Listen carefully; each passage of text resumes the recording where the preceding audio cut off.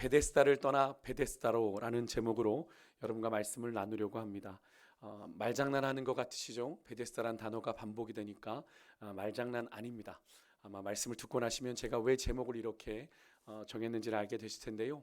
오늘 예수님은 유대인의 명절이 돼서 예루살렘으로 올라가셨다가 양문, 양의 문이라고도 부르죠.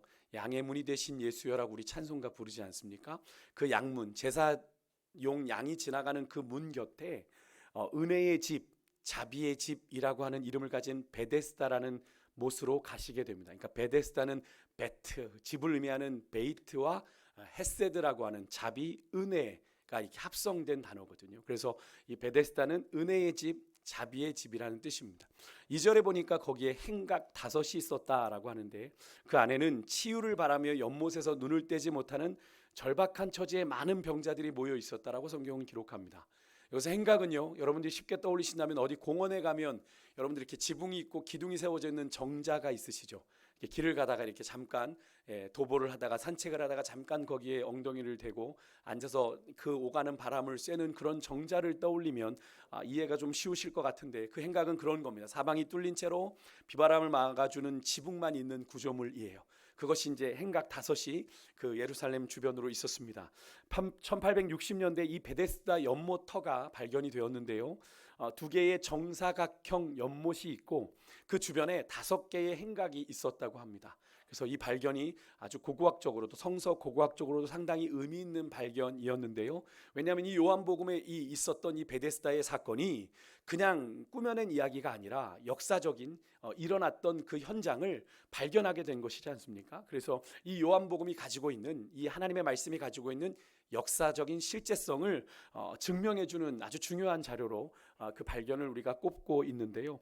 그렇게 행각에 모여있는 수많은 병자들은 물이 움직일 때 모두 연못에 가장 먼저 들어가야 치료된다라고 하는 막연한 전설에 대한 믿음을 가지고 오매불망 그 물이 움직이기를 기다렸는데요. 하지만 안타깝게도 그런 그들의 소원과 간절함은 모두 헛된 것이죠. 왜 그렇습니까? 그러한 그들의 믿음이 분명한 진리에 근거한 것이 아니라 바로 미신 그리고 요행에 근거한 것이기 때문에 그렇습니다.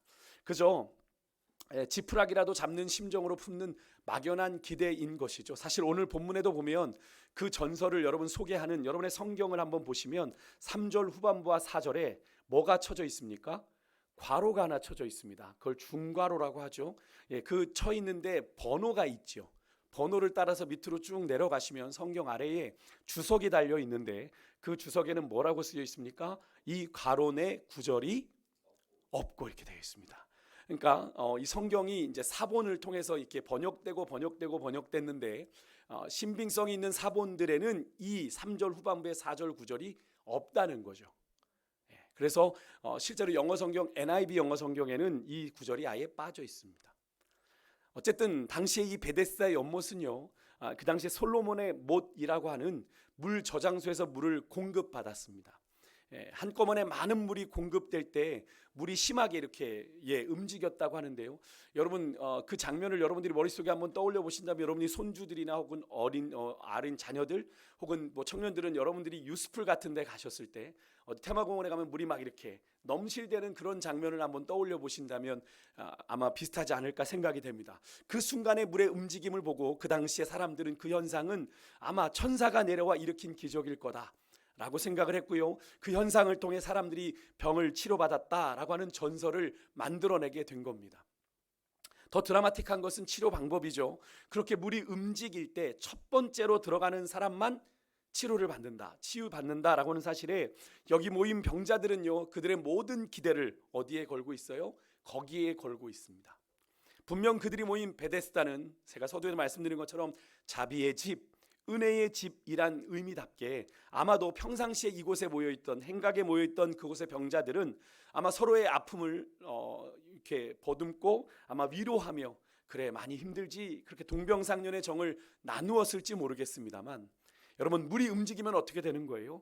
그것은 소위 선착순이 지배하는 경쟁의 장이 되어버리고 마는 겁니다. 자비의 집, 은혜의 집이 순식간에 뭐가 되는 겁니까? 무자비한 전쟁터로 변하게 되는 거예요. 왜? 내가 가장 먼저 들어가야 치료를 받으니까.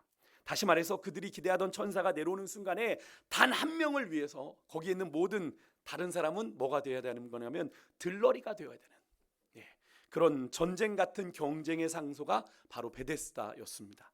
누구에게나 기회가 주어져서 가장 공정한 것처럼 보입니다만 그 실상은 가장 불공정한 자들의 공간이고요.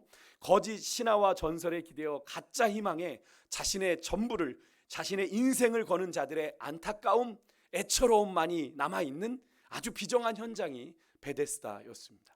꼭 우리가 사는 오늘날의 세상과 이 세상과 같은 모습이죠. 지금도 세상에 수많은 사람들이 세상의 거짓된 정보와 헛된 신화에 속고 속으며 그런 잘못된 믿음을 근거로 헛된 희망을 꿈꾸며 살아가고 있죠. 일확천금의 기회, 행복해질 수 있다는 기회, 병이 낫는다는 그런 거짓 소문에 속아 자신들의 인생을 거는, 믿음을 거는 그런 헛된 희망들을 쫓아 살아가고 있지 않습니까? 거기에는 나름 간절함도 있고 스토리를 들어보면 절박함도 있지만 여러분, 거짓된 신화와 전설에 기반한 잘못된 믿음으로는 결코 그 소망이 이루어질 수가 없는 거죠. 너무나도 당연한데 그런 소망 없는 세상에 예수님이 먼저 찾아오셨습니다. 오늘 우리가 만나는 이 베데스다 연못에 38년 된 병자의 이 치유 사건은요, 복음서에 많은 예수님이 행하신 치유 기적 중에 조금은 특별한 의미가 있어요. 그것은 바로 병자가 요청도 하지 않았는데 예수님이 먼저 찾아오셔서 그에게 기적을 행하셨다라는 겁니다. 우리가 사복음서를 읽다가 만나는 예수님의 대부분의 치유 사역은 어떤 방식으로 일어나죠? 병을 가진 사람이, 문제를 가진 사람이 예수님께 찾아와서 도움을 청하죠. 그리고 예수님께서 그 요구에 응하셔서 기적을 행하는 방식이 대체적인 방식입니다. 물론 예외도 있습니다. 마가복음 5장에 보면 거라사 지방의 군대 귀신 들린 사람의 경우는 예수님께서 먼저 그냥 대화도 없이 귀신을 쫓아내시는 경우가 있었죠. 그렇지만 왜 그렇습니까? 사람이 귀신 들린 상태였기 때문에 정상적인 대화가 불가능했기에 대화 없이 그냥 기적을 행하신 경우이죠. 대화는 귀신하고 했습니다. 그죠? 그 사람과 대화하지 않으셨습니다. 그 경우를 제외하곤 예수님께서 먼저 치유를 행하신 것은 바로 이 베데스다 연못가의 38년 된 병자가 가장 처음이에요. 물론 이 사건 이후에는 그런 경우가 있기도 했습니다만 순서상으로 이 사건이 가장 먼저였던 건데요. 그렇게 예수님께서는 베데스다로 먼저 찾아가셨고 거기에는 오늘 이야기의 주인공인 38년 된 병자를 가 있었습니다. 그래 그를 만나게 되신 거죠. 여러분, 이 사실은요, 오늘 예배를 하고 있는 우리에게도 동일한 사실인데, 여러분 로마서 5장 8절의 말씀, 우리가 아직 죄인 되었을 때에 그리스도께서 우리를 위하여 죽으심으로 하나님께서 우리에 대한 자기의 사랑을 어떻게 하셨다고 그래요? 확증하셨다라고 얘기하죠. 그렇게 확증하심으로 죄인 되어 영원히 멸망받을 수밖에 없는 우리에게 우리 주님께서 먼저 찾아오셔서, 그죠? 먼저 찾아오셔서 영원히 살 수 있는 길을 열어놓으시고 우리를 그 구원의 길로 초대하셨다는 그 사실을 여러분은 믿으십니까? 그래서 우리가 구원받은 거예요. 이것이 바로 하나님 아버지의 사랑, 우리를 위해 하나밖에 없는 아들을 아낌없이 내어주시기까지 사랑하신 바로 그 주님의 사랑입니다. 그 사랑이 우리를 구원하셨을 뿐 아니라 오늘 우리의 인생의 걸음을 여기까지 살게 하셨음을 여러분 믿으시길 바라요. 우리가 그냥 살아온 것이 아닙니다. 우리를 구원하시고 끝이 아니라 우리를 구원하신 주님께서는 우리와 세상 끝날까지 함께 하신다고 약속하신 대로 우리 인생의 걸음을 여기까지 인도하시고 도우셔서 여기까지 우리와 함께 하신 줄 여러분 믿으시길 바랍니다. 그렇게 먼저 예수님께서 그를 찾아오셔서 물으십니다. 내가 낫고자 하느냐? 예수께서 그 병자를 보자마자 그 누운 것을 보시고 그의 병이 오랜 줄 아셨다라고 성경은 기록하죠. 또 그가 행각에 자리를 깔고 누워있는 것을 보면 그가 몸을 쉽게 움직이기 어려운 병에 걸렸다는 것도 예수님은 충분히 아셨을 겁니다. 그리고 그가 오랜 병에서 낫고 싶어서 전설의 의지에, 막연하지만 그 전설의 의지에 물이 움직이면 들어가려는 아주 신락 같은 소망으로 그렇게 누워있는 것이 너무나도 그의 행색에서 보였기에, 분명하게 보였기에 예수님께서 그에게 던지시는 질문, 내가 낫고자 하느냐? 라는 이 질문은 이 병자에게는 그렇게 어울리지 않는 질문인 것 같습니다. 이미 충분히 그의 모습을 통해서 그가 낫고자 하는 열망이 있음을 알 수 있는 그런 장면이잖아요. 그런데 왜 예수님께서는 그에게 굳이 이 질문을 던지신 걸까요? 이미 낫고자 하는 마음이 막 너무나도 가득한 걸 보실 텐데 왜 이런 질문을 하셨을까요? 예수님께서는 그 병자가 자기가 정말 치유받아야 되는 존재라는 사실을 다시 한번 일깨우길 원하셨어요. 여러분, 38년의 긴 시간을 그 질병 가운데 살아가면서 그 사람에게도 아마 처음에는 내가 치료될 수 있을 거라는 그런 소망, 치료에 대한 갈망이 있었을는지 모르지만 여러분 38년 거듭 반복되는 실패와 좌절 속에 여러분 이 병자의 마음에는 은연중에 뭐가 있었겠어요? 그냥 이대로 끝나는 건가? 나는 고침받을 수 없는 건가? 라는 생각이 자리 잡지 않았겠습니까? 그런 자포자기한 마음이 그에게 있었을 것이죠. 다시 말해서 예수님께서는요, 이 38년 된 병자가 정말로 이제 나는 더 이상 치료고 뭐고 그냥 이대로 끝나야 되는 보다라고 하는 그런 자기 인식 속에서 나는 치료가 필요한 존재구나 라는 사실을 다시 한번 깨닫게 하시려고, 또 그 사람 안에 있는 간절한 치유에 대한 소망의 기대가 그에게 아직 살아있음을 일깨워 주시기 위해서 여러분 예수님께서는 그런 질문을 던지신 겁니다. 너 정말 낫기 원해? 그러면 병자는 생각하겠죠. 내가 정말 낫기 원하나? 여러분 예수님께서는 오늘 여러분과 저를 향해서도 동일하게 물으세요. 내가 낫고자 하느냐? 여러분 너무 뜬금없나요? 난 병자도 아닌데 왜 그런 질문을 예수님이 나한테 하시지? 오늘 본문에서 만나는 38년 된 병자의 경우를 멀쩡한 우리에게 적용한다는 것이 그렇게 유쾌한 일은 아닐지 모르겠습니다만 여러분과 저는요 분명 예수 그리스도로 말미암아 구원받아 믿음으로 살아가는 존재이지요. 맞습니까? 근데 혹시 여러분 우리 안에 오늘 베데스 연못가에 모인 수많은 사람들처럼, 아니 38년 된 병자처럼 세상의 신화와 전설을 따라 하나님 아닌 여러분 막연한 운과 요행을 기대하며 여러분이 살아가고 계시다면 여러분의 인생을, 우리의 모습도 주님 보시기에는 그들과 크게 다르지 않습니다. 그런데 그래도 왜 굳이 예수님 만나기 전에 그 병자에게 그래도 구원받았는데 나 구원받은 우리의 모습을 적용해야 되는지 여전히 의아해하시는 분들도 계실 거예요. 왜 내가 그런 사람하고 똑같은 취급을 받아야 돼? 근데 오늘 여러분 본문을 보면요 그것이 더 확실해져요. 5절에 보면 바로 거기에 38해 된 병자가 있더라 라고 우리 성경은 기록을 해요. 그런데요 여러분 이 본문을 원문으로 좀 보니까 이렇게 번역이 되더라고요. 밑에 뭐라고 돼 있어요? 한번 같이 읽어볼까요? 시작. 거기에 어떤 사람이 그의 병 가운데 38해를 보내고 있었다. 우리가 보는 성경은 간단하게 아주 그 사람의 핵심적인 내용만 번역해 놓았지만 성경의 원문은 그 사람의 상황을 좀 더 자세하게 설명을 하고 있는데 우리 성경과 어떤 차이가 있는지를 보세요. 우리 성경의 주어는 뭐가 주어입니까? 병자가입니다. 그죠? 헬라어 원문의 주어는 뭡니까?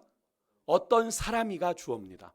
여러분 사실 병자라고 하면 이미 그 의미가 상당히 제한되죠. 어떤 병에 걸리거나 병을 가지고 있어야 되는 그 의미가 제한되는 데 반해서 여러분 원문에 어떤 사람이라는 표현은 불특정한 대상을 지칭하게 되어 있기 때문에 그 대상이 훨씬 넓어지고 확대가 되는 거죠.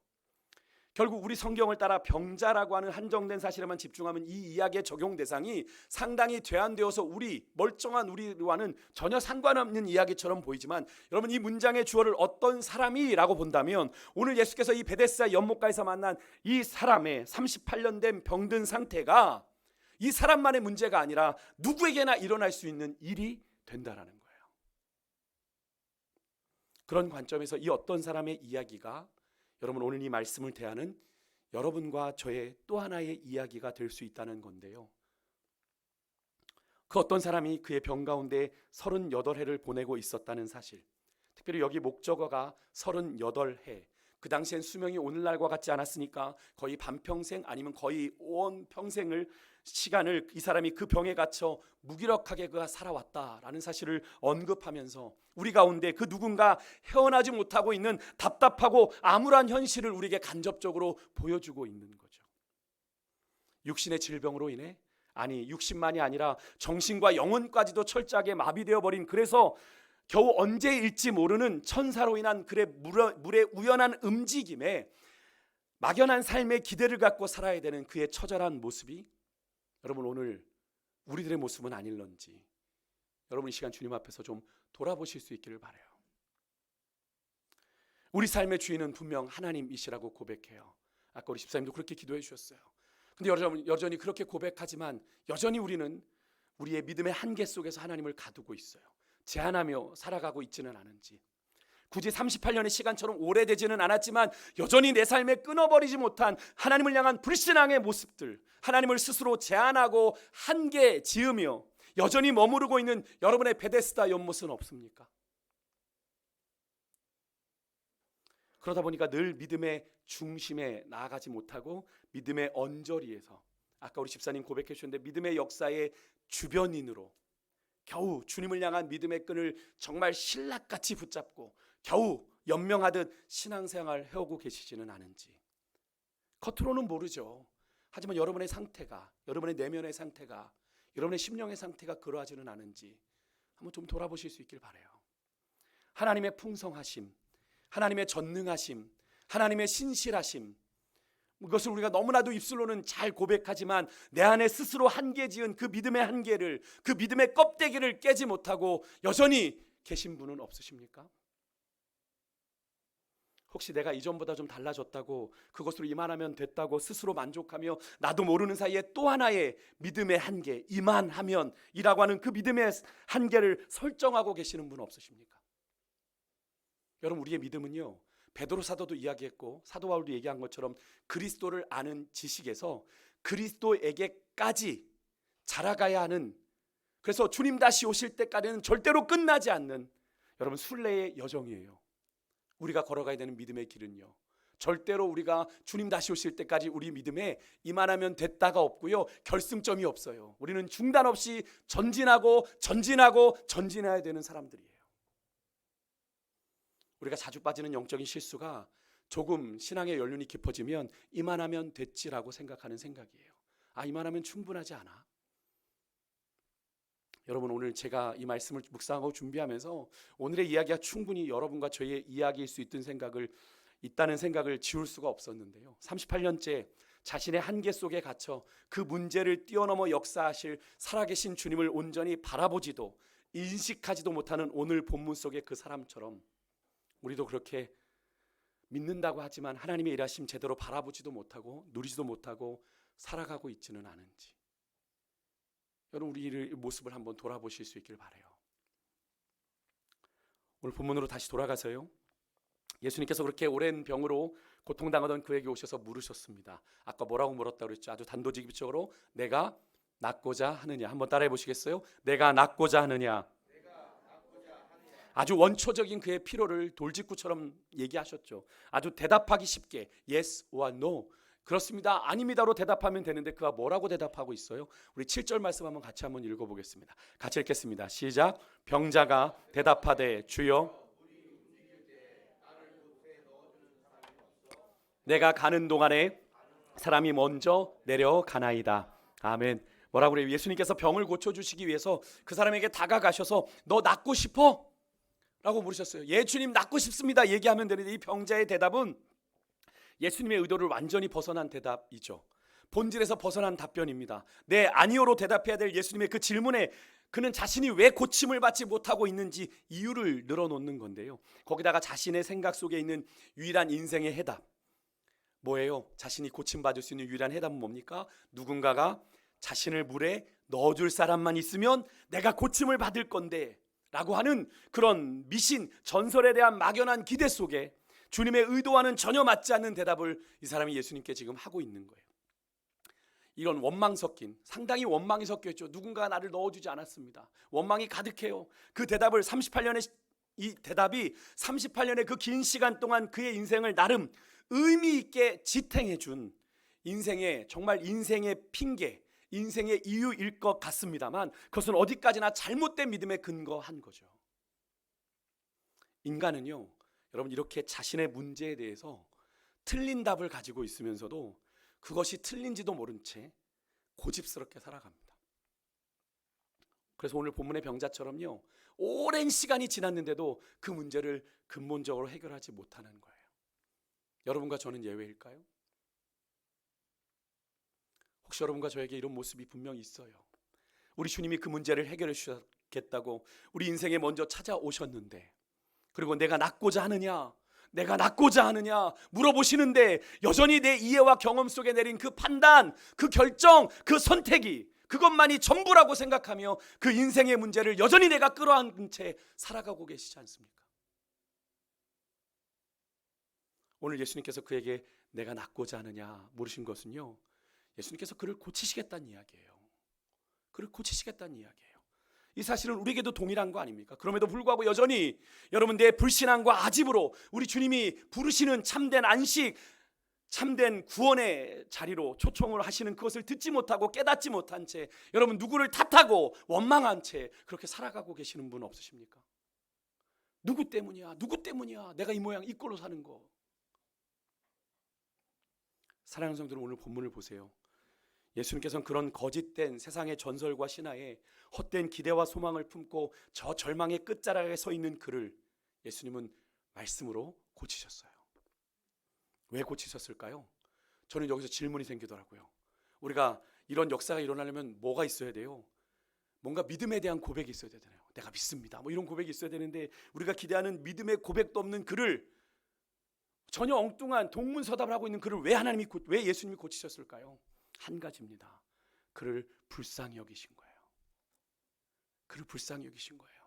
그래서 그 38년 된 그 행각에 수많은 병자들이 있는데 그 사람을 향해서 예수님께서 나아가셨다고 그랬죠. 여러분, 그 사람을 고치시려고 찾아가셔서 그를 불쌍히 여기신 거예요. 그래서 은혜인 겁니다. 그래서 은혜인 거예요. 이 사람이 어떤 조건과 자격을 갖추고 있지 못하기 때문에 은혜인 거예요.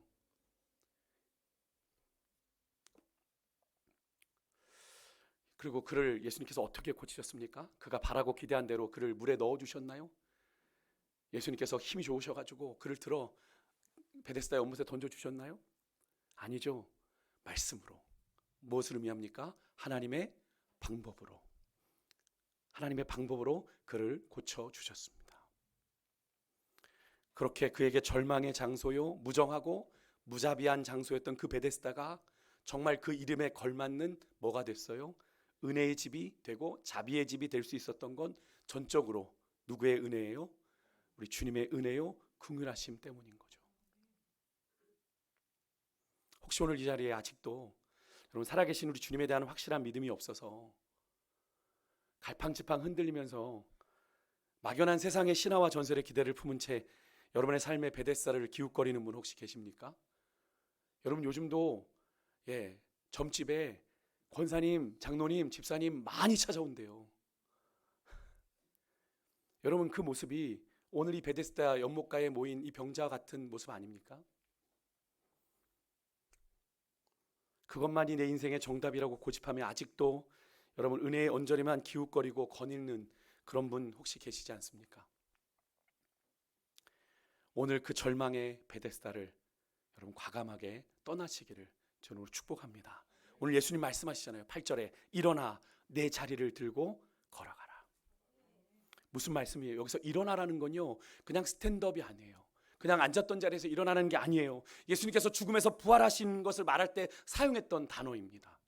여러분 죽음의 자리에서 일어나 부활하신 그 주님, 여러분 예수님이 여기서 그 병자에게 일어나라고 하셨던 건 직접적으로는 그 사람이 가진 질병에 대한 치유의 선포이지만 더 넓은 의미로는 완전한 부활을 상징하는, 불신앙 속에 거짓된 세상의 신화와 미신에 사로잡혀 또 자신의 한계에 사로잡혀 하나님의 구원의 은혜를 온전히 보지도 누리지도 못하고 살아가는 그를 향해 이제 영육간의 완전한 구원, 완전한 자유, 완전한 안식, 완전한 평안을 선포하고 계시는 거죠. 여러분 그가 베데스다 연못가에 그 이후로 머물렀을까요? 절대로 아니죠. 그는 그 베데스다 연못을 박차고 달려나가 이후에 참 베데스다 되시는 우리 예수님을 성전에서 만나는 장면이 뒤에 가면 14절에 나와요. 예수님께서 그 사람을 만나 이렇게 나와요. 그는 더 이상 그의 인생을 속절없는 절망과 낙심 가운데 올가매던 그 베데스다에 머물러 있지 않았어요. 사랑하는 사랑교회 성도 여러분, 오늘 이 시간이 여러분의 그 인생을 올가매는 그 베데스다를 떠나 진정한 은혜의 집이요 자비의 집이신 우리 예수 그리스도께로 나아가는 그런 시간이 되기를 간절히 소망합니다. 내가 낫고자 하느냐 물으시고 일어나 내 자리를 들고 걸어가라 말씀하시는 그 주님께 순종하며 나아가는 그런 은혜가 있으시기를 주 이름으로 축복합니다. 내 상식, 내 이해, 내 계산 속에 자꾸 주님을 가두지 마시고요, 그 상식과 계산 속에 여러분이 머물러 있는 동안 하나님의 역사는 절대로 여러분의 것이 될 수가 없습니다. 절대로 여러분의 것이 될 수 없어요. 사랑하는 성도 여러분, 우리 주님 안에만 참된 안식과 구원이 있습니다. 그것은 일회성이 아니에요. 제가 일전에 말씀드렸죠. 우리가 휴게소를 들리듯 열심히 주행하다가 2시간 주행하다가 한 10분 머무는 휴게소가 아니라 이 주님 안에 누리는 참된 안식과 구원은요, 하나님 나라에서 베풀어지는 은혜의 모습이에요. 하나님 안에 살아가는, 하나님 나라 안에 하나님 천국을 누리며 살아가는 자가 누리는 평안과 안식을 말하는 것이기에 영원한 겁니다. 세상이 절대로 줄 수 없는. 그래서 예수님께서 우리를 부르시는 거잖아요. 제가 이번에 매일 성경 여러분 이번 주간에 묵상하시는 구절에 이런 말씀이 있었죠. 수고하고 무거운 짐진 자들아 다 내게로 오라. 내가 너희를 쉬게 하리라. 이 말씀이 묵상하고 묵상할수록 그렇게 은혜가 되더라고요. 익히 알고 암송하고 생각 없이도 나오는 말씀의 구절인데 이 말씀을 곱씹고 보니 그렇게 은혜가 되더라고요. 나는 그런 자격 없는 자인데 하나님이 나를 부르시는구나. 수고하고 인생의 그 무거운 짐을 지고 가는 우리를 부르시는구나. 내가 너희를 쉬게 하리라. 잠시가 아니라 영원한 안식으로, 영원한 쉼으로, 영원한 하나님의 은혜 아래 나를 부르시는구나. 이 말씀으로 약속하신 그 쉼, 우리 주님으로 말미암는 영원한 안식이요 영원한 구원의 약속인데요, 저는 이 약속의 말씀을 묵상하면서 한 사람이 떠올랐어요. 다윗이라고 하는 인물인데, 이보다 훨씬 전의 사람이지만 다윗은 이 주님의 이 초대를, 참된 평안과 안식으로의 초대를 이렇게 고백했어요. 저는 그렇게 적용했는데 시편 23편 6절입니다. 화면 보고 한번 같이 한번 읽어보실까요? 같이 읽겠습니다. 시작. 내 평생에 주의 선하심과 인자하심이 정녕 나를 따르리니 내가 여호와의 집에 영원히 살리로다. 아멘. 제가 암송한 대로 본 구절에 써놨더니 저거랑 다르네요. 죄송합니다. 나의 평생에 주의 선하심과 인자하심이 정녕 나를 따르리니 내가 여호와의 집에 영원히 살리로다. 여호와의 집은 뭡니까? 하나님의 나라잖아요. 내가 하나님의 나라에 영원히 살겠습니다. 그 안에서 하나님의 선하심과 인자하심을 내가 날마다 누리며 살겠습니다. 여러분, 그 은혜가 여러분에게 있으시기를 주님으로 축복합니다. 이 세상에 어디에도 참된 안식과 만족, 평안은 없습니다. 아까 우리 주님 집사님께서도 기도해 주셨지만 우리는 오늘 이 시간 그렇게 고백했으면 좋겠어요. 우리 주님만이 참 베데스다이십니다. 아까 베데스다가 무슨 뜻이라고 그랬어요? 자비의 집, 은혜의 집. 그 은혜가 베풀어져야 되는 자리인데 우리는 다른 데서 은혜를 찾고 다른 데서 자비를 구하고 있어요. 여러분, 우리 주님만이 참 베데스다이십니다. 여러분 믿으십니까?